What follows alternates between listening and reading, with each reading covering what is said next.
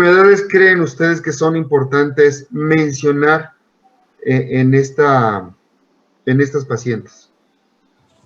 Diabetes, hipertensión. Así es, principalmente son esas. Y este tema es importante principalmente para todos cuando somos médicos generales. Si nosotros dominamos estos temas, difícilmente vamos a tener alguna complicación. ¿Cuál es el objetivo? Que identificamos un embarazo normal, punto y aparte. Cualquier situación, factor que se desvíe del embarazo, pidan o soliciten referirlas a su escalón próximo superior, a fin de que ustedes eviten y se metan en problemas, ¿ok? Toda enfermedad, como ustedes bien se acuerdan, cuando estudiamos sistema de salud, toda enfermedad está relacionada por el ambiente, por factor del huésped y por el factor agente, ¿no? Entonces, todo va a ir cambiando de acuerdo al huésped, principalmente. Entonces, todos los factores demográficos del lugar y el estilo de vida que va optando la paciente, pues va cambiando y va sobresaliendo algunas enfermedades. Es muy difícil que tengamos problemas de hipertensión en pueblitos. ¿De qué se mueren las embarazadas en los pueblitos? Principalmente. Infecciones. Hemorragias relacionadas con restos placentarios. Excelente. Hemorragia, la causa que quieran, y infecciones. Muy bien, así es. No vamos a encontrar hipertensas hiperclánticas. ¿Dónde encontramos hipertensas hiperclánticas principalmente? Pues en la ciudad, el tipo de comida que tenemos, las gorditas, ¿sí? Me refiero a gorditas de señoras gorditas, que vamos a tener estos, ¿no? Entonces, y otro, principalmente cada vez la mujer tiende a preocuparse más por ser una persona exitosa hablando profesionalmente, y pues bueno, se dedica más a esta parte de profesionalismo, y ya cuando por fin le da el sentimiento materno y decide embarazarse, estamos hablando de pacientes arriba de 36, 38 años, que es cuando estás terminando tu curva profesional, y pues bueno, viene el deseo de embarazarse, y con esto vienen los problemas patológicos principales, como son los que ya mencionaron ustedes, diabetes e hipertensión. Entonces, no solo es el ambiente que te rodea, sino más bien es tu estilo de vida que estás presentando, ¿ok? Entonces, son patologías que tenemos que tener ya en puerta, ante los ojos de cualquier control. Entonces, si se dan cuenta, esta tabla de patología durante el embarazo, todas aquellas muertes que son dirigidas como tal por propiamente el embarazo, por simple hecho de estar embarazada, dése cuenta cómo es una tasa muy baja que existe.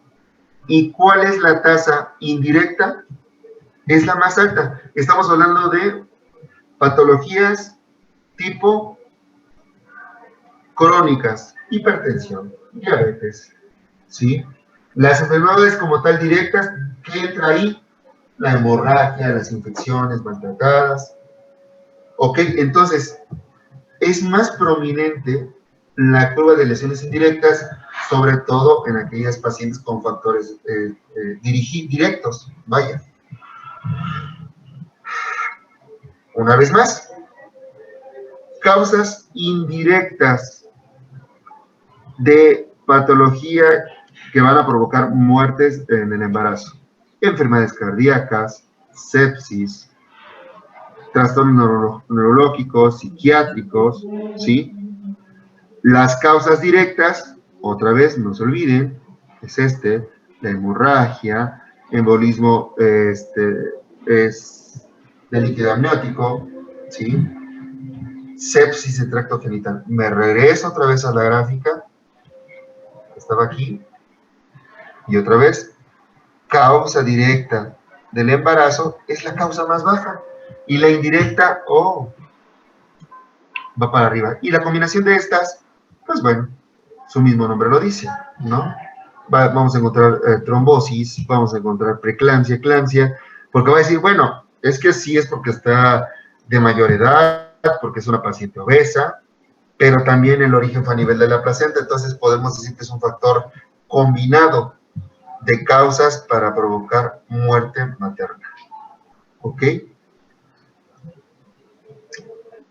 Las enfermedades no médicas van a estar por debajo de las que son médicas, diabetes, hipertensión, son todas las causas relacionadas de enfermedades durante el embarazo son más por los factores que van a desarrollar este tipo de enfermedades. ¿Cuál es la otra principal causa de alteraciones que se relacionan con todo el resto de la patología en el embarazo? Pues la obesidad. Desafortunadamente, y esta tabla es de 2017, es un estudio que se hizo en 2017 y está muy lenta. Ahora está todavía peor. El embarazo normal solamente lo llegan a presentar hasta el 33-35%, y el resto están entre sobrepeso y obesidad. Esta que fue en el 2017, vemos una diferencia de 57% en esta población, perdón, 52%, rebasando más de la mitad de la población. Ya estamos hablando de problemas de sobrepeso. ¿Sí? Por lo tanto, una vez sabiendo que toda patología que se relaciona en el embarazo y que puede provocar la muerte, ya sea de manera directa o indirecta, con todas estas posibilidades de patologías, pues bueno, tenemos que tener en cuenta tres cosas principales. Primero, la adecuada valoración pregestacional. Paciente que desea embarazarse, tenemos que saber en qué condiciones se encuentra, bioquímico, en qué condiciones, si existe o no uso o consumo de algún medicamento, si tiene alguna otra patología. Finalmente, optimizar si encontramos algún tipo de alteración que pudiera presentar a la larga del embarazo una complicación, pues bueno, tenemos que optimizar cuál es la terapia adecuada con el paciente. ¿Se acuerdan que hablábamos en el tema anterior que antes era nada más ácido fólico y hierro? Ahora no, ahora si la paciente tiene antecedentes que sean positivos para diabetes, aunque la paciente no sea diabética, pues bueno, está establecido que puedes manejarla con metformina, que le puedes dar seguimiento, que necesitas darle dieta. Entonces es optimizar todo el manejo médico que requiere la paciente. Y al decir terapia médica no nos solo referimos a farmacológico, incluye dieta, incluye inducción en la paciente para actividades físicas, es tener a la paciente en óptimas condiciones. Y finalmente, ya durante el embarazo, pues bueno, el manejo multidisciplinario. Tú, médico general, yo ya revisé, identifiqué que hay alguna alteración, vámonos a otro lado, yo te puedo llevar a seguir llevando control, pero sí necesito que alguien con una especialidad diferente o con un enfoque diferente te pueda ayudar a darte tratamiento dirigido para la posible complicación que tengas, y yo le puedo dar seguimiento. O definitivamente es una patología del embarazo que yo no puedo vigilar en mi escalón sanitario, por lo tanto todos los controles tienen que estar en el segundo o incluso tercer nivel. Entonces no se olviden de esta triada: asesoramiento pregestacional, terapia reducida e bien indicada para cada tipo de paciente, y finalmente todo el manejo multidisciplinario que llega a presentar la paciente. ¿Sí? Pues bien, ahora ya hablamos de las patologías, de las posibles patologías que pueden relacionarse con el embarazo. Vamos a mencionar algunas, y no por no mencionar otras no es que sean importantes o que sean menos mortales, porque desafortunadamente son patologías que encontramos, recuerden, en diferentes zonas, son las más comunes. ¿Ok? La primera de esas que quisiera mencionar es el tromboembolismo, ¿sí? Primer mundo, países de primer mundo es la causa materna más frecuente, ¿ok?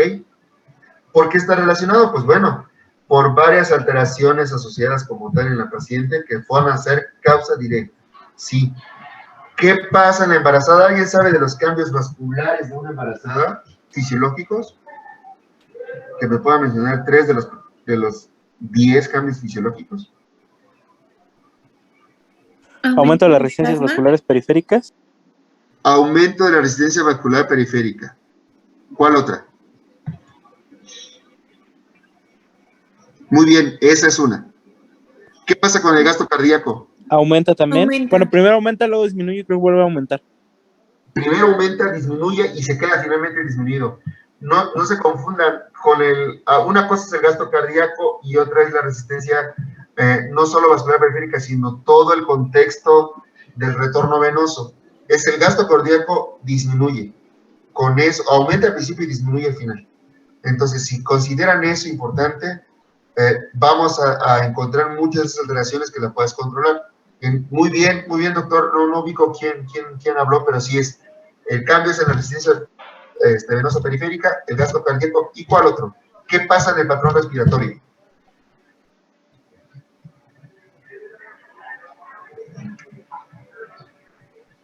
¿Alguien sabe?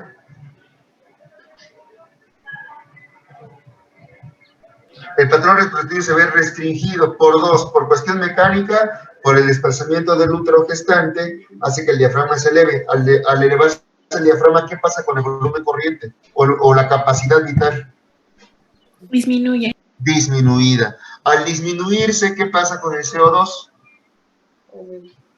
Se retiene. Y al retenerse con el CO2, ¿cómo se llama la alteración gasométrica que presenta el hipercapnia? Es una alcalosis, no acidosis, es una alcalosis respiratoria compensada. Entonces, si tenemos estos tres factores, es una paciente que vamos a tener principalmente un factor muy alto de tromboembolismo pulmonar, ¿sí? ¿Por qué? Porque va a presentar resistencia, lo cual va a hacer que la éstasis venosa, que de por sí es más común en las embarazadas, vamos a encontrarlas, y si tenemos alteraciones de no cuidar esa éstasis venosa, pues en el primer momento que se desprenda un trombo, casi se va al pulmón y ahí se va a quedar, ¿no? ¿Cuánta es la probabilidad? Si es una paciente que ya tiene lesiones, o bueno, más bien que ya tiene problemas de éstasis venosa, ¿cuál es la probabilidad de que se presente un tromboembolismo pulmonar? De hasta el 80%. ¿Sí?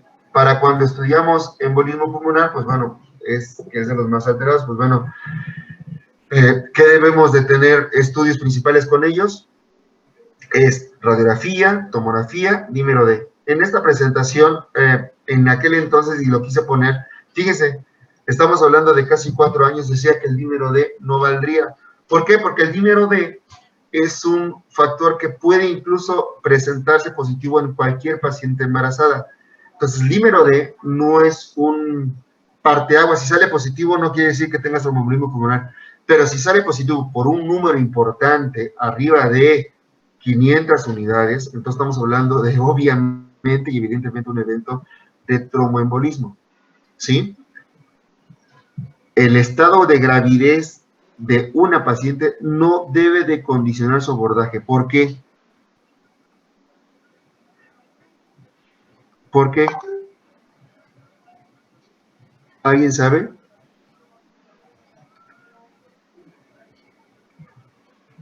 No, más. El paciente le da tromboembolia pulmonar, embarazada todavía.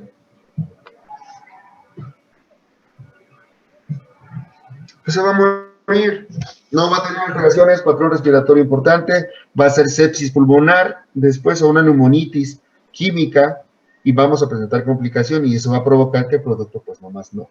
Entonces, tú tienes que iniciar el tratamiento de inmediato con la paciente. Tendríamos que hablar de tromboembolia pulmonar, tendríamos que decir de cuánto estamos hablando para decidir si le toca o no evento de coagulación, incluso cirugía, para destapar ese trombo, pero también tenemos que ver el producto. Esa es la otra parte. Es ahí donde empieza la complicación patológica en el embarazo. Entonces, normalmente, el tromboembolismo venoso lo vamos a encontrar después del parto, o en su caso cesárea. ¿Y en cuál más? Todavía en una cesárea, por ser un evento quirúrgico. Entonces, si alguien conoce los criterios de Wells para identificar el tromboembolismo venoso, vamos a ver que entre ellos se encuentra la inmovilización, se encuentra una cirugía mayor, la cesárea es una cirugía mayor. Por eso mismo no tiene un peso importante, pero al no existir ninguna otra escala de medición, el servicio de terapia intensiva obstétrica sí se apoya de estos criterios para el manejo y el riesgo inducido del tromboembolismo venoso. No es el parteagua, aclaro, por eso lo escribí, pero sí es importante herramienta para su vigilancia y su pronóstico. Y lo que les decía, el dímero D no se recomienda su medición, fíjense, no dice que está prohibido o que prácticamente está prescrito. Simplemente no se recomienda porque puede darnos falsos positivos, porque simplemente la paciente está embarazada. ¿Qué mide el dímero D?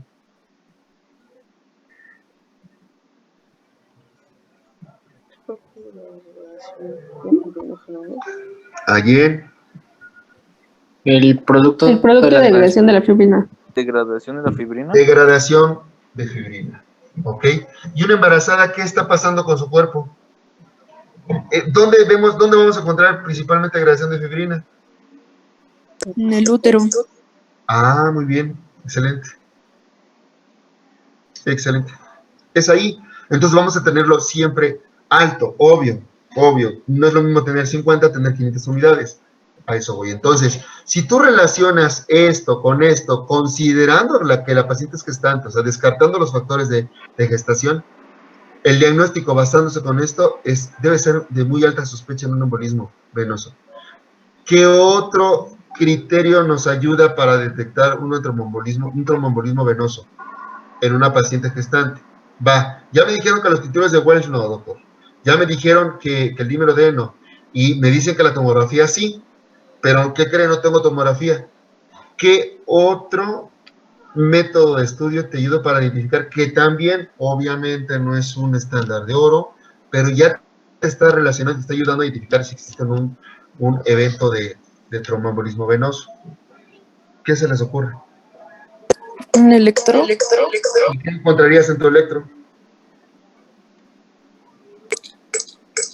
No recuerdo. el Era algo patrón como Q3. Q3, T3. QT3. ¿Y cuál es el patrón? ¿Cuál es la característica? ¿Qué onda? Ya se las pongo facilísimo. ¿Cuál es la onda que vas a buscar?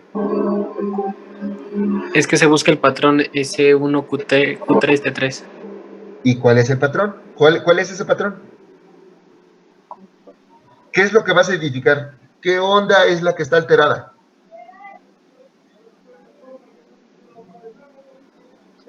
¿A poco nada más 3? ¿Cuántos tenemos conectados?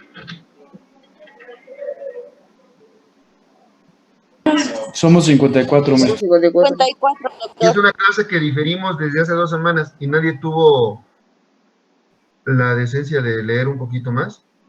Nada más he escuchado 3, 4 voces.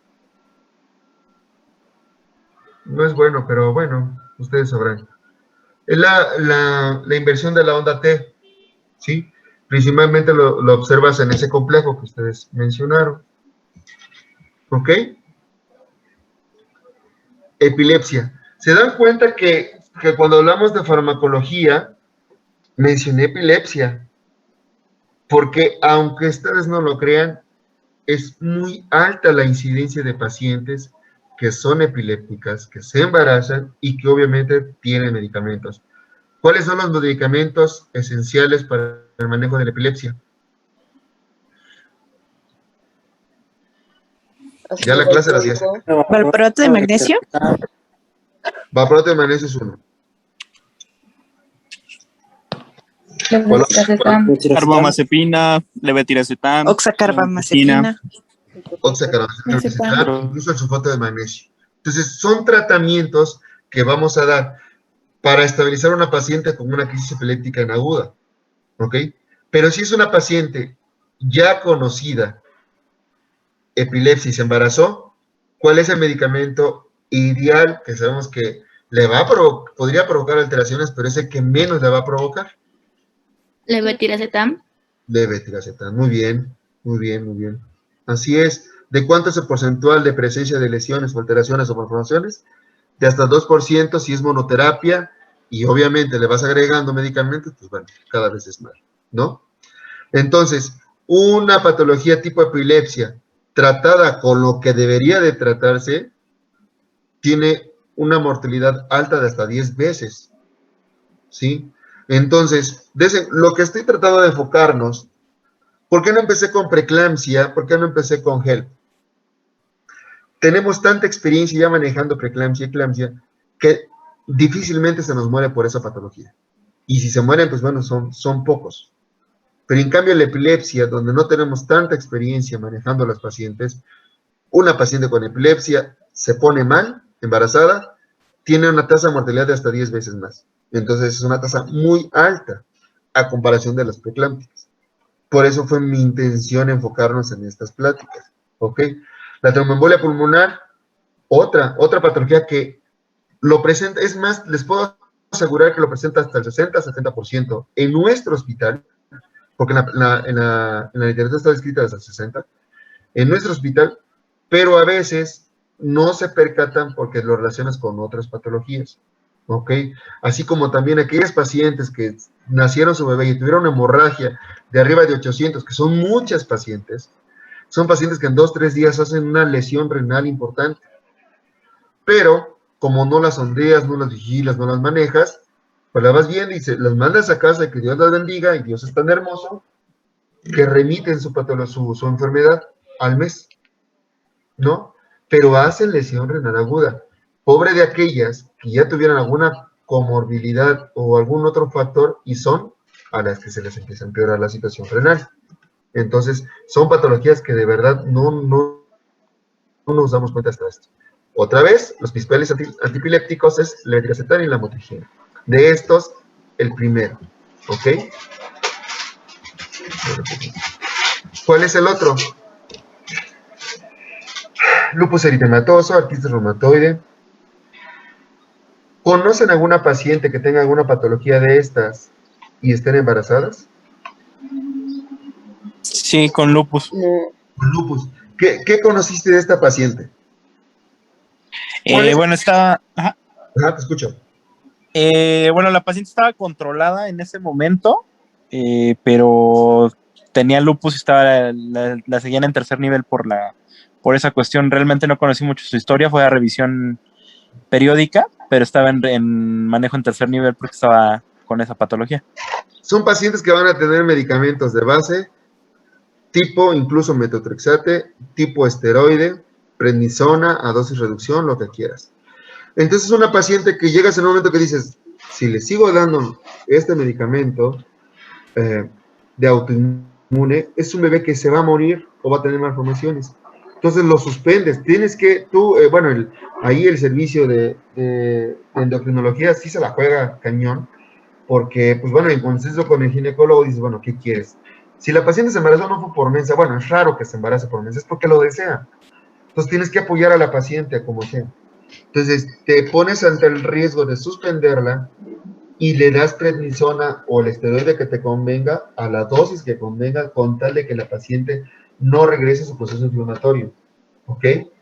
Pero esto vas alternando con las posibles complicaciones que pudiera tener el bebé. ¿Hemos sacado bebés bien? Sí. Casi siempre son bebés diabéticos, pero salen. Y son bebés que no llegan o no cumplen ni siquiera 32 semanas. A los 28 ya estamos terminando por el alto riesgo que existe de complicaciones a largo plazo, como es oligodramnios, restricción de crecimiento. Entonces hay que sacarlos antes. Los sacas y nuevamente de inmediato empiezas con la terapia para el trastorno inmune que tiene la paciente. Entonces, por eso tenemos mucho cuidado. Y bueno, finalmente, ya habíamos dicho, los trastornos hipertensivos. Lo dejé al final porque soberbiamente son de las alteraciones a las patologías que son más comunes en nuestra población y al ser más comunes, no menos importantes, son las que mejor manejamos. Y aún así tenemos muertes, ¿ok?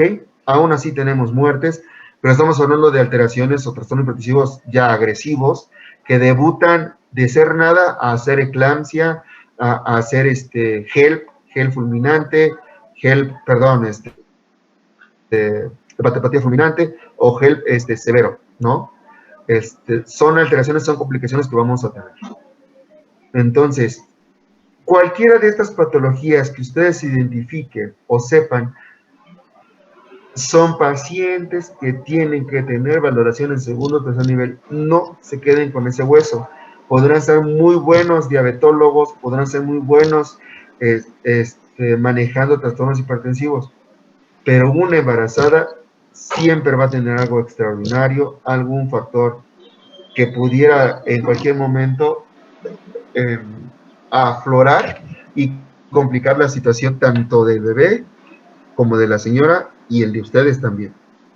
Entonces, patologías como de este tipo no la descarten.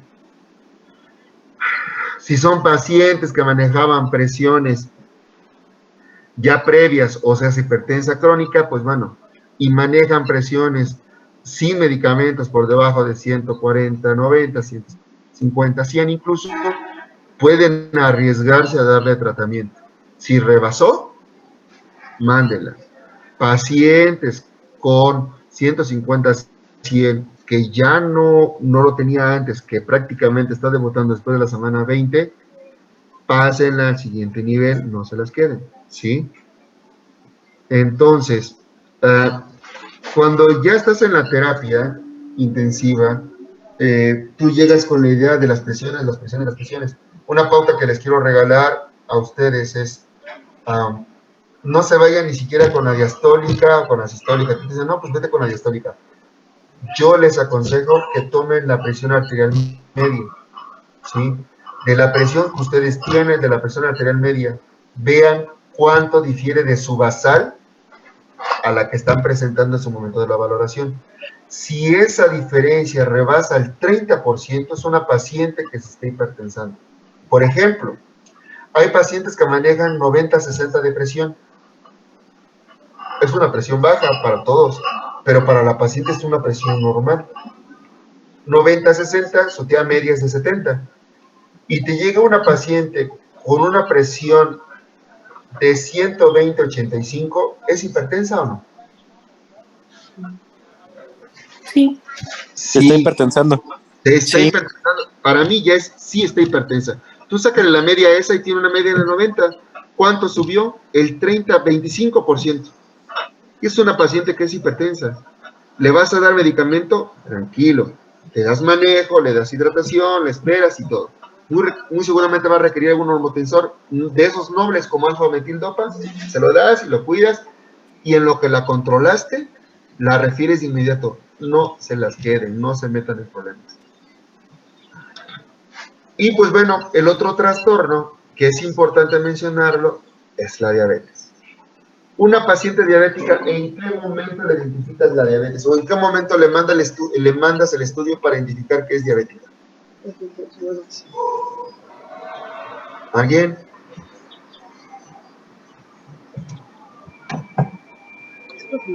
A las 24 semanas.